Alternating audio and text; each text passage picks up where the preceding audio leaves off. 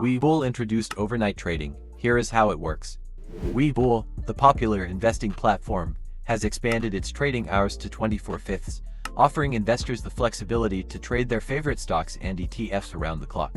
This new feature allows you to capitalize on market movements at any time of day. Webull utilizes Blue Ocean alternative trading system bots to facilitate overnight trades and provide quote data.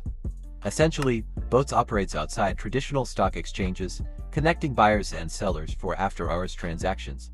Keep in mind that major price swings, corporate actions, and internal risk control adjustments by Blue Ocean can affect available securities. Here's a breakdown of the complete trading schedule. Pre-market, 4 a.m. EST to 9:30 a.m. EST. Regular market, 9:30 a.m. EST to 4 p.m. EST. After hours, 4 p.m. EST to 8 p.m. EST. Overnight, 8 p.m. EST to 4 a.m. EST. Shorting a stock is not allowed during the overnight session. Accounts in poor standing may be restricted from overnight trading. Only limit orders are accepted.